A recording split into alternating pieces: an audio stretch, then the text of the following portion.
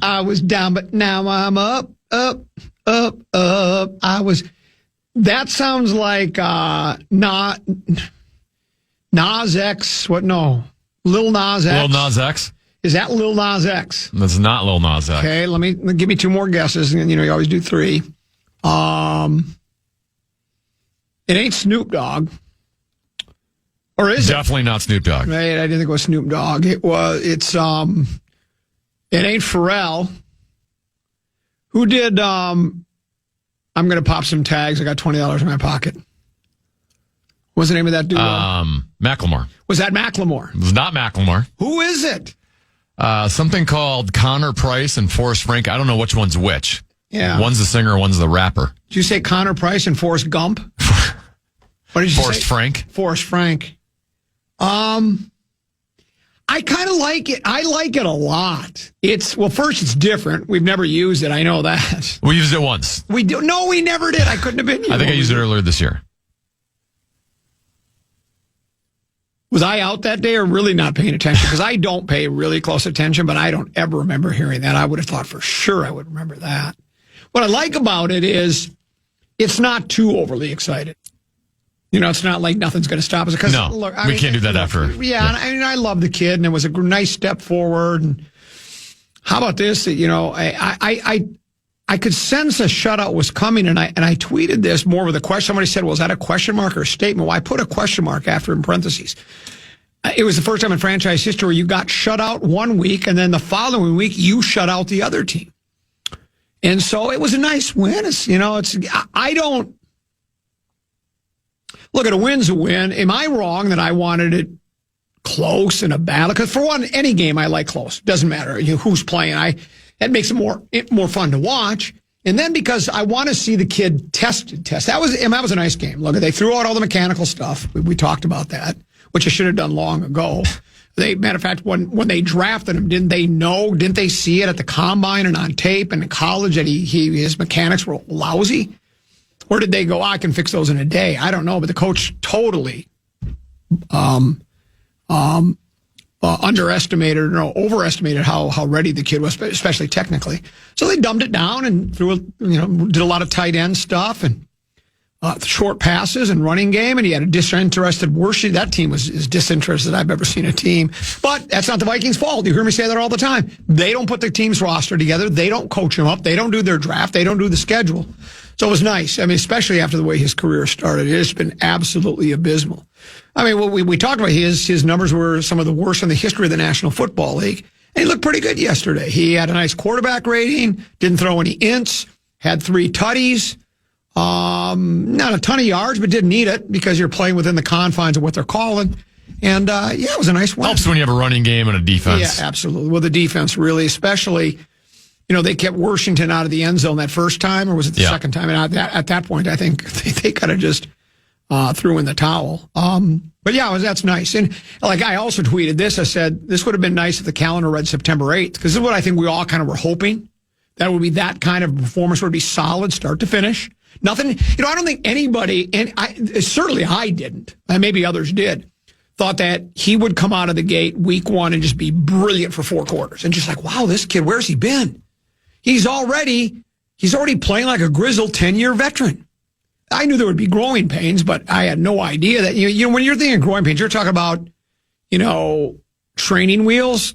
Hell, he was on like a tricycle. And there weren't even training wheels. It was that bad. And so, but this is kind of what you'd wanted to see. A stout defense, solid running game, and that's part of the ego of the coach wanting to, all these coaches have it too, Tennessee. Ben John, all the offensive coaches, McVay, Reed, LaFleur, all of them.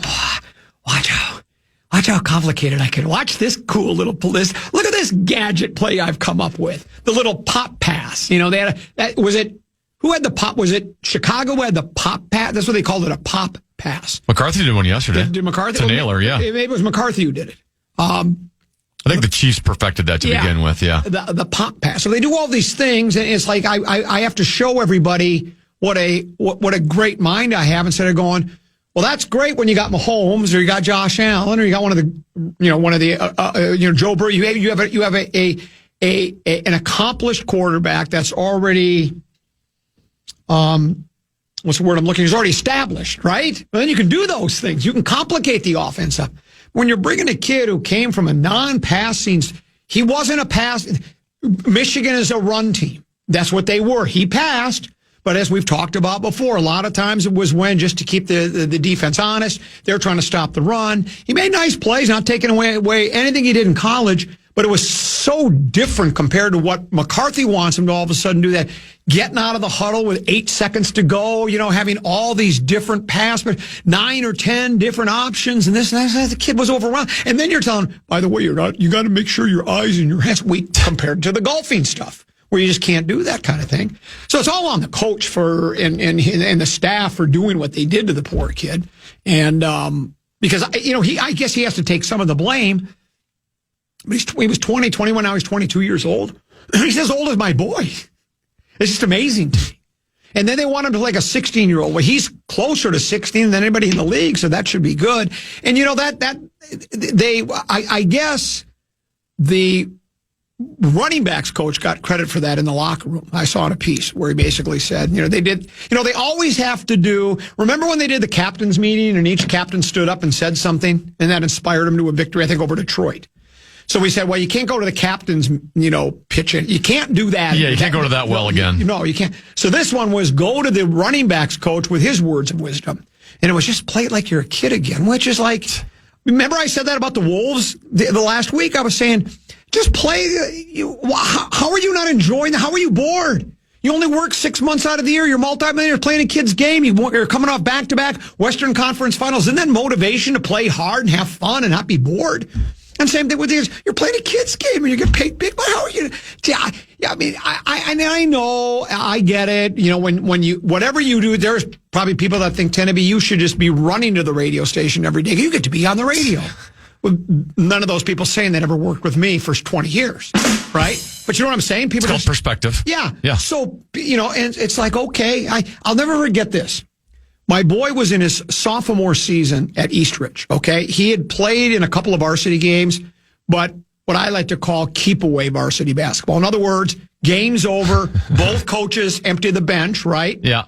And then the team that's ahead, you're just trying to keep it away from the other team. You're really not playing. You're not trying to run up the score. It's JV guys against JV guys playing in a varsity game, right? The last 2 minutes. Well, COVID came. Two starters, families had COVID. Coach told Pete, you're going to play the first half of the JV game. We're going to need you in the varsity game. It was at home against my alma mater, Forest Lake. And I'll never forget Pete's about to check into the game in the first half. About 11 minutes to go, 12 minutes. And I see the coach kneel down and say something to him. Pete nods his head, and then they high-five each other. And then Pete goes in and played really well. Pete ended up scoring 12 points on 4 for 9 shooting, and he hit all 4 of his 3-pointers. All four. Or no, I think he missed 1 3-pointer thing. Regardless, I think 4 for 5 3-pointers. And I asked Pete afterwards, what did Coach say to you? He said, relax, have fun, and don't be afraid to shoot. Just real simplistic, not complicated. That's all it takes. That's all it takes. And then Pete relaxed and said, yeah, I'm just going to go and have fun. And I'm not going to be afraid to shoot when you're tough. So you tell JJ, just go out there and spin it. Just go play football. They should have done that at the beginning of the season. I don't know what took so long. Well, I think the coach thinks he's Leonardo da Vinci. And I'm going to, the great sculptor and artist. You familiar with Da Vinci, Tenneby? Yeah. And I think he thinks he's the Da Vinci of quarterbacks. It's like, no, dude, just let him play. And he did. And so that's a nice step forward, so maybe it'll work out in the end. Still have some tough games coming up.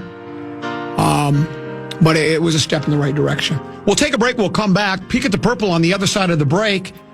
Is the coach scheduled 12:35. 12:35. So we'll have a short segment next. And then the head coach of the soon-to-be big game world champion Minnesota Vikings. It is day after the game news conference right here on what we affectionately call FM 100.3 to Fan.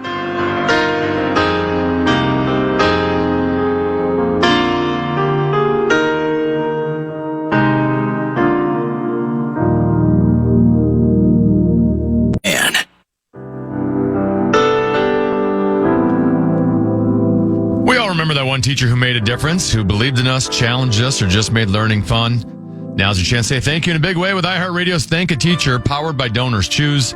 Nominated outstanding public school teacher who's gone above and beyond for their students to win $5,000 to stock their classroom with whatever they need. Help us say thank you to the educators shaping our future. Nominate your favorite teacher now at iHeartRadio.com/teachers. I wonder if McCarthy would nominate any of the coaching staff. Wait. They overloaded them with game plans and offensive theories and then tried on top of that, oh, by the way, you're not throwing the ball the proper way and your footwork stinks. Here, all of this. So that kid was cramming for, is it called quantum physics? What is quantum physics? You got any idea? I have no idea. It just sounds complicated. Sounds like a gym class? Yeah, I think it is. It's complicated is what it is. Peek at the Purple brought to you by our friends at Affordable Electric. If you are planning on a remodel sometime this winter, maybe in the spring, let the pros at Affordable Electric handle the wiring. They do it safely, up to code, and they do it. So they do a neat job. They clean up. It's perfect. It's just wonderfully done. Let the pros at Affordable Electric do it for you. They work directly with homeowners and contractors across the Twin Cities to keep every project on schedule. Affordable Electric, where quality meets affordability. Visit affordable-electric.com. Affordable-electric. Oh, it caught me off guard. I didn't know it was coming that quick. They're shockingly affordable is what they are. Once again, a close circuit to the listeners. I don't have Hip Cricket / the Brad John Broughton KFAN text line available to me. I forgot that I have to redo everything, right? I just forgot because it's a recent development where we have to have a second authenticator code, a verification code. And Chad Abbott was kind enough, the coroner's office, to set me up yesterday. He wasn't happy about it, but he did it. So I sent him a text at 12:02 as you were playing the montage, and I said, I forgot about Hip Cricket. Can you do a guy a favor for old time's sake? Of course, I get a response at 12:19 that says, old time's sake, we just did this Friday. I feel like I would be enabling if I did. Yeah. Enabling me. And, I sent them the for old time's sake. Did you ever watch the movie The Godfather? I actually haven't. Oh, gosh. Probably should. It's so good. And then Abe Vigoda, who played Fish. Wasn't Abe Vigoda the guy that everybody kept saying was dead? Remember, they're always Deadpool, and everybody was saying that Abe Vigoda was dead. But he really wasn't. Abe Vigoda was still alive and well every now and then. I know it's kind of hard to tell, but I'm still alive and well. But Abe Vigoda needed to be off by the Corleone family because he double-crossed him, right? I do have the audio for that, by the way. Oh, can you play that? This is really good, yeah. I know what you're thinking, punk. You're thinking, did he fire 6 shots or only 5? Now, to tell you the truth, I forgot myself in all this excitement. But being this is a 44 Magnum, the most powerful handgun in the world, and will blow your head clean off, you've got to ask yourself a question. Do I feel lucky? Well, do you, punk?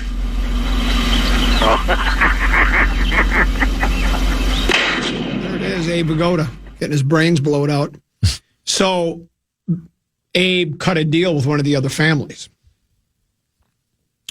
And so he knew they were taking him to, Abe was going to go swim with the fishes.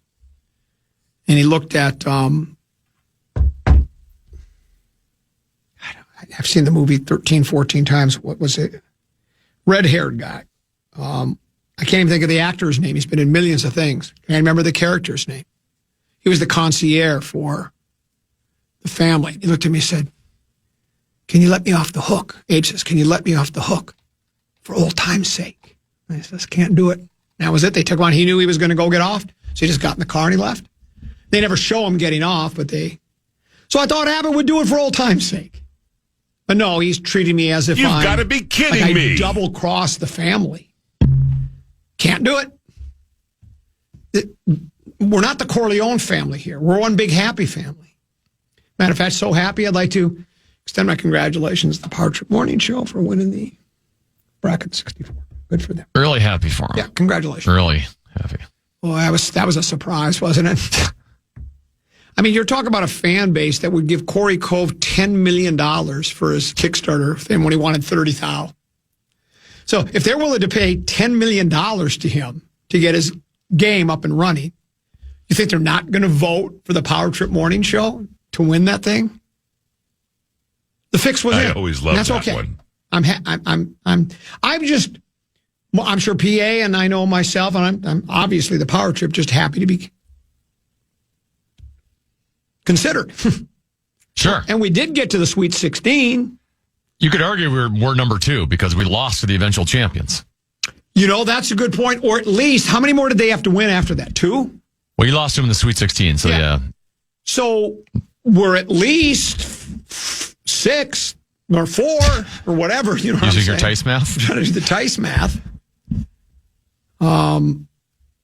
This text message email came in, so I guess I'll have to rely on emails because Abbott doesn't want to enable me.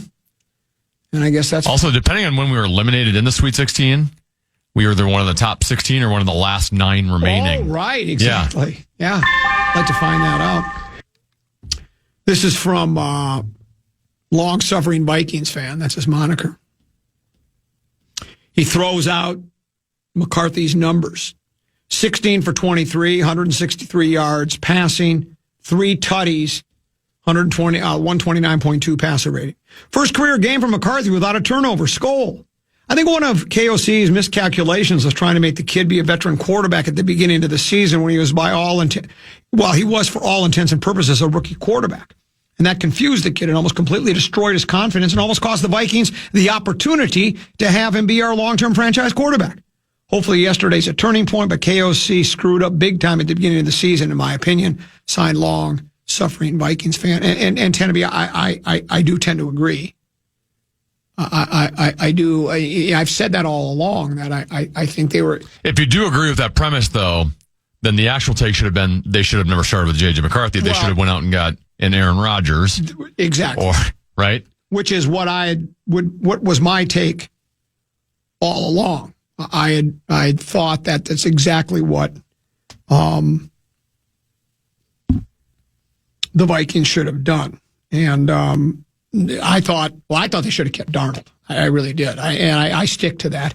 I know, again, I read it today. Somebody was either Fish Wrap West or East or Athletic basically was doing the bit about basically blaming Darnold for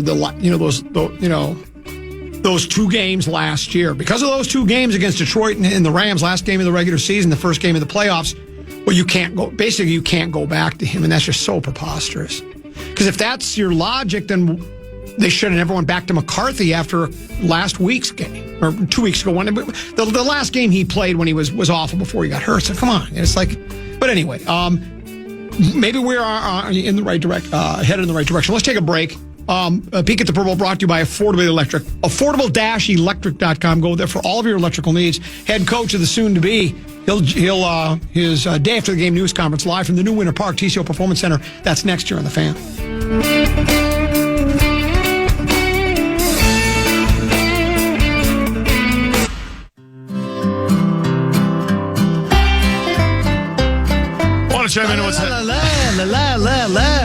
Want to chime in on what's happening with your favorite KFAN program?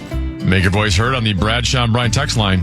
Let us know what you have to say by texting your message to 64686. That's 64686. Standard message and data rates apply. Christmas Dylan duets. I love it.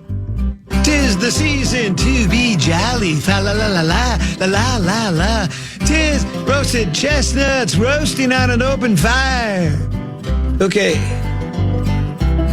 My brother did the greatest Christmas hits of Bob Dylan as a stand-up comedian 30 years ago. You can find it on YouTube. It's brilliant. Just watched it over Thanksgiving with him. I don't know how these things end up on YouTube. There was no such thing as YouTube back in 1985 or whenever he did it. And what's cool about it is then Dylan did go on to do a Christmas album like 20 years after that. It's a pretty cool thing. That's where I got the whole idea for the Dylan duet thing, was from my brother. We are waiting the arrival of the head coach of the soon-to-be Big Game World Champions, Kevin O'Connell, to address the assembled media. There's a lot of things to get to, Tenneby. Nostradamus nailed it on Danny Dimes. He's out for the year. You decided to play a quarterback with a fractured fibula. You've got to be kidding because me. He wanted to play. Well, he's tough. He wants to play. So same thing. I just think their backup option was so bad. I know, but you can't do that. Now look at him. He went from a fractured fibula, which would have healed, and you'd been ready for next season right away. Now he's probably out for a total calendar year with a torn Achilles. You can't play him. It's like what they did to Wentz. They played Wentz that game when he had a fractured shoulder socket. He had what else did he? He had 3 different body. He had a bunch of maladies. Yeah, he had 3 something in the ribs. Yeah, 3 different body parts. Separated shoulder, fractured this, and they played him. And you know, to me that was inexcusable, but not nearly as much as what you did yesterday. I saw the highlight when I'm watching ESPN on the 55-inch Toshiba Regza last week, and they're doing NFL stuff. They show Danny Dimes at Lucas Oil dropping back to pass. He's dragging his leg, dragging it. And I'm like, well, you can't play him. He can't protect himself. And if you saw the highlight of he didn't even get hit. He just collapsed because he was in no way, shape, or form. He was favoring the fibula, which probably put so much pressure on the Achilles that he just snapped it, and now he's out. And you're right. That's why they played it, because their backup situation was so bad. But that's roster management malpractice. You can't, in good conscience, send a guy out there that's got it's not Jack Youngblood in the big game. I just thought it was an awful thing to do. And now look what they've done to the kid. So, and like I say, that Achilles, that can be like a full calendar year kind of a thing, can it? Oh gosh, yes. So, well, even like Kirk Cousins came back from it. He still has never really been the same coming back from that injury. Yes. Whether that's the injury or age-related or change of scenery, I don't know. But by the way, a couple 13, 14 people have texted me because for old time's sake, Abbott gave me a break. He for old time's sake, he went ahead and he enabled you. He enabled me is what he did, and he triggered hip cricket. The Bradshaw and Brian KFAN text line said, I can get text messages. So he had, unlike the mafioso, unlike the Corleone family, that if you turn on the family, well, then that's it. There's no second chance. You swim with the fishes. Instead of letting Abbott, the equivalent to swimming with the fishes would be floundering on the air, right? Just trying to, gasping for breath as I've got nothing, just playing intermission music over and over and over again, because I have found I really rely on these text messages. I like it's the connection between the listeners. It's wonderful. And I have senior staff writers, junior staff writers, and contributors, and all sorts of people texting on a regular basis. It's nice to have. And many people have said the character was Tom Hagen, the concierge for the Corleone family, and David Duvall, before he became a golfer, was the actor. David Duvall actually was Robert Duvall. Played the part of Tom Hagen, and you should watch it sometime, Tenneby. I would like to see it. Yeah, I mean, even though it was 71, 72, when you see the list of the greatest movies of all time, it still holds up. Well, not only that, it's still ranked as a lot of lists call it still the greatest movie of all time, 1 and 2. 3 wasn't particularly. Here's KOC. Our team yesterday, all three phases having a contribution to win the game.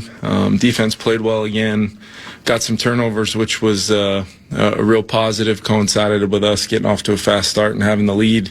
there. But I just like the way our team played, the effort, physicality, the execution. There's a lot of really good things that we can hopefully build off of. And looking forward to this week. Going to be a challenge playing against a really good team, Sunday Night Football.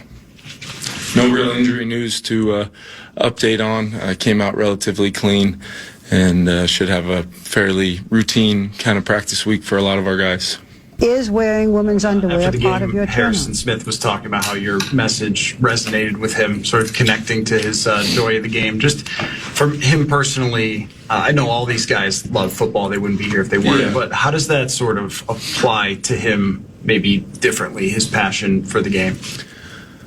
He's probably not a guy that, I mean, it was awesome to hear. I don't get a ton of feedback all the time on different messaging, and over the course of the year, you're trying to find different ways to connect with the guys. But no, for a guy like Harrison and the football career he's had, to have a message like that resonate with him, you know, that's what you're in this position to do, is try to week in and week out, no matter what, find a way to reach your team and coach them and, alongside your staff to give them. There's a lot of layers to coaching. That's not just X's and O's. It's kind of the relationship building, and then once you're to the place where you have their trust and you have the time built up where they are willing to lean in when you have messaging for them. That's really what I strive to do in this position, and regardless of what the previous week or weeks have been like or what the noise may be out there, I have a very important job that I take very seriously due to those players and the love that I have for those guys. So I'm always going to try to figure out the best path to helping those guys go out there, and most importantly, have the joy of what you should have playing for the Minnesota Vikings in front of our great fans at home. I thought it was important for us to play well at home. What does the fact that the game still means so much to him mean to you? I mean, I've made no secret of him being one of my all-time favorite people in the league that I've been able to be around, not just players. I mean, his playing career speaks for itself. His impact on the game yesterday speaks for itself. But just any moment that I get with him, whether it's Friday mornings, in the one-on-one setting, or throughout the week, practice field, whatever it is, I don't take a single one for granted. Not just where he's at in his career, but just he makes me a better coach. He makes me have a unique connection to this team through a guy that's seen and done basically everything in this league you can possibly do. Winning teams that have had to endure through struggle, all the different kinds of teammates, and he still finds a way to relate at this point in his career to even the youngest guy in the locker room. So he means the absolute world to me. Kevin, have you learned anything from him? I know sometimes coaches can. Oh, yeah. Yeah, I think he's got such a unique perspective that sometimes as you wade through the waters of a season, it might be something that I'm thinking about, but maybe not necessarily connecting the dots the way he can from his perspective as a player and a captain and a guy that has led, in his way. If we all can probably agree that he's authentically Harry, and that's a really good thing for all of us to be around. And I know selfishly for me, I'm trying to, soak up every moment of that I can. Kevin, after watching the film, what stuck out to you about JJ's day overall? Decisive, threw the ball pretty accurately, especially on some, had a couple, the touchdown throw to Josh Oliver, the timing of it, the decisiveness, kind of got the look we were hoping to get on the play, and then some of the third down completions that really helped us have a 12-minute drive, and then kind of a sneaky long drive there at the end to be able to kneel it out. I thought it was a really positive day for him. Yesterday was the first time that full offensive line group has been together through a full game. Yep. Just like live up to, I guess, what you guys had envisioned for them. Yeah, not only those guys, but Josh Oliver, CJ, the play style was all over the tape. We were consistently, getting some knockback, into the defensive front and getting runs started. I thought our backs were really decisive. Both Aaron and JP ran really hard. They had great vision. They found the space, and our receivers continue to do a phenomenal job, against teams where, in many ways, historically, if we're seeing safeties activating in the front the way they started to, we might go to a different area on the call sheet, but we kept on just being consistent with being efficient in the run game, which was everything to us. I think, you take out the kneel downs, and I know there's some kind of hula hoops involved to get to what we kind of view as the actual average per carry and all those things. But it was a really positive day running the football. And then I thought there was some really great examples of protection. Those guys working together, even though a lot of their time on task together has come on the practice field, not necessarily in any one of our games up until this point. You could feel the communication. I thought Ryan Kelly was phenomenal. Brian O'Neill was phenomenal. Again, CD in there for up until we pulled him out there at the end with some of the other guys. You felt him from a physicality standpoint, and then Donnie for having worked through an injury that might hold guys out for a couple weeks, 2-3 weeks maybe. He would not be denied playing in the football game. Did everything he possibly could, and then played well in the game to go along with Will. So starts offensive football when you can play that way on the offensive line is normally going to lead to a pretty efficient day. You talked last night about living a little bit in the third down world in the game, making those situations work. Just how does it affect you as a play caller when you know the game might lead you to those third down? Yeah, it's just you have to have you have to have a pretty unique plan from a standpoint of if you're not going to necessarily generate a lot of explosives with how you're playing, but you are efficient, you're hopefully planning to have a lot of 3rd and 5 or less type of things. We had some 3rd and shorters where we were able to get some more runs off and get first downs. Scored on one of them in the red zone there with JP on kind of the dive play. But then you've got to have an ability too when you're trying to make a game plan friendly for the quarterback. It's NFL football. There's a lot of layers to it that the word simplification and all that it's getting thrown out. And if it was that simple, I would probably get a lot more rest throughout the week. But you're trying to call it in a way where you're continuing to maintain the principles of how we wanted to play, despite maybe some of those sequences, the D&Ds not being on your side. And that's where it helps when JJ can, go steal us one there when we were backed up on that 12-minute drive. That all started with, 2 runs and then a 3rd down scramble that he got us that first down, and then we go 98 yards for a touchdown. So decision-making, execution, no matter what you're calling, it's got to be what it was, and now it's just going to be a consistency factor for all of us. What do you see from on the Jay Ward hit on Zach Ertz? Yeah, I hate seeing those things happen. Got a chance to connect with Zach last night a little bit, just because I've had a relationship with him, but I've always just thought the absolute world of him as a player, and just wanted to connect with him a little bit in a very casual way. It wasn't anything significant, but just thinking about the rules that these defensive players have to play with, I know for a fact there was no bad intent behind that play where things are happening fast out there. You got to be very aware of where a guy's head and neck area are on those plays, and the unique thing about that is it wasn't like Zach's knee or foot was planted on the ground, where you see some of those injuries before he left the ground to make a play and was still in the air when that kind of collision happened. And like I said, unless we start shrinking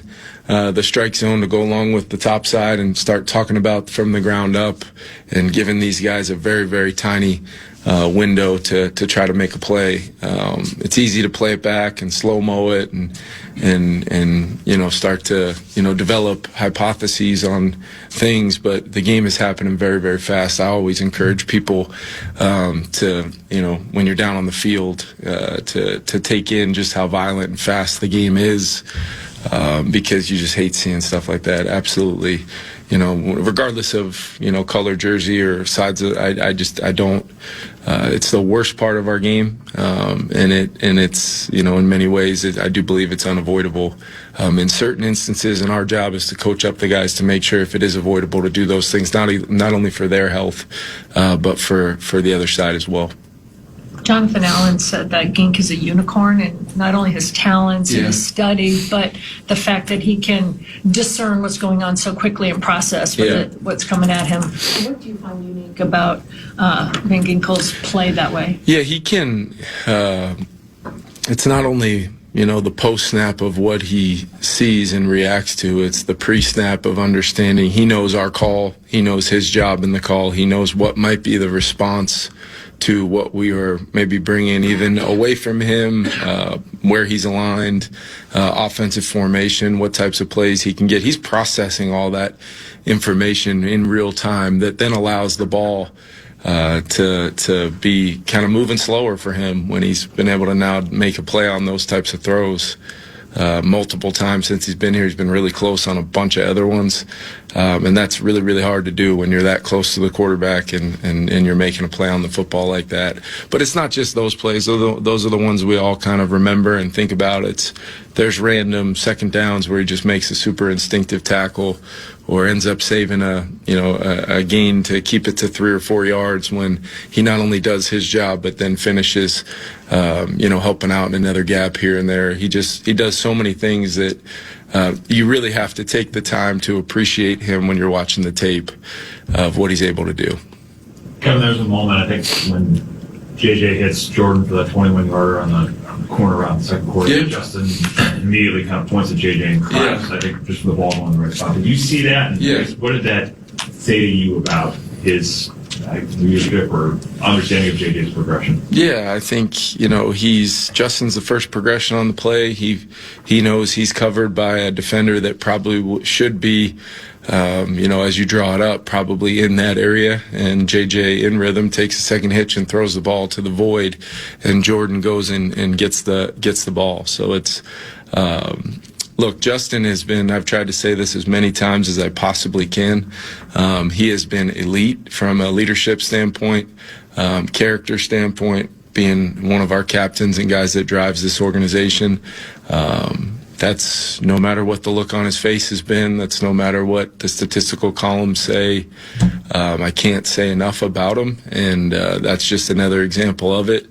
I know that's been a kind of a very unique topic, and it's been a unique year for him when you consider what the previous 3 have been like, but was not surprised, and I had the same reaction on the play. So I guess that makes him a coach on the field in a lot of ways.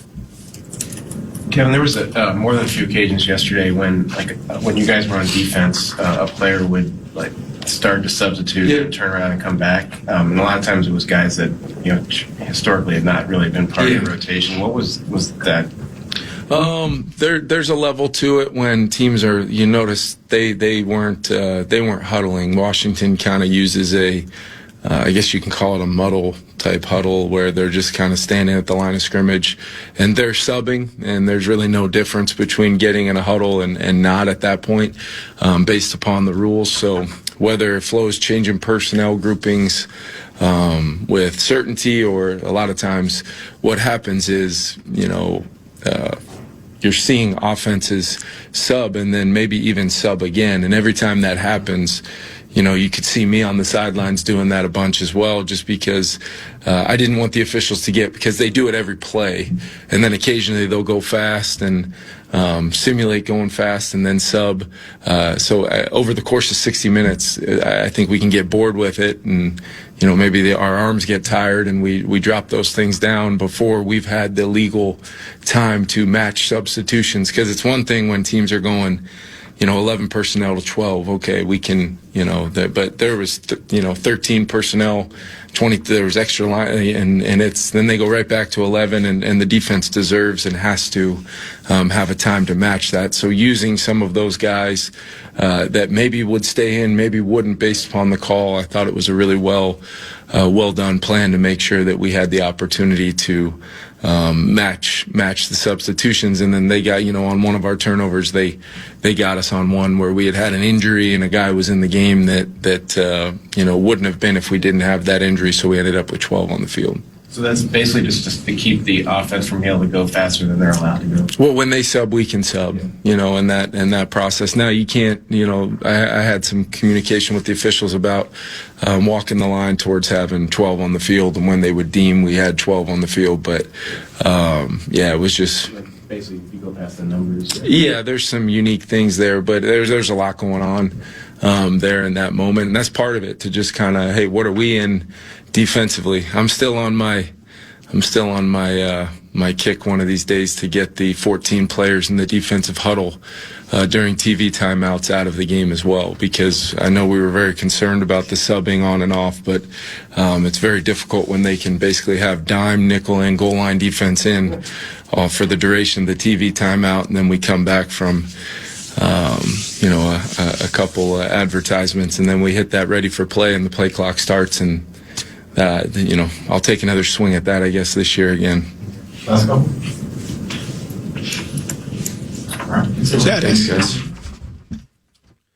Did I miss the question about if he could do it all over again? Would he force feed McCarthy so much information? And did you not notice when you were looking at him at the combines and had him in for workouts that his mechanics were awful? That question didn't come up, I don't think. Now, maybe I missed it because I was making my lunch. Or maybe it's been asked previously. What does Harrison Smith mean to you? All right. That's all right. What do you expect him to say? Loves Harry. Should be in the Hall of Fame. Like I say, how much he hates him. Yeah. He was asked about, what about their love of the game? His response should have been, go ask him. Ask Harry that. So anyway, one of the salespeople here, one of the youngsters that I like to talk Vikings with, he's a huge Viking fan. He's asked me a couple times, why do you hate O'Connell so much? I don't hate him. I'm just not in love with him like everybody else, like a lot of other people. I don't love or hate. I call him as I see him. That's my job. Which reminds me of an old saying I just made up. I'll have that for you on the other side of the break. Maybe not on the other side of it, because the other side of the break, Tennessee's got 5-3-4 for us. Yeah, is the dynasty over?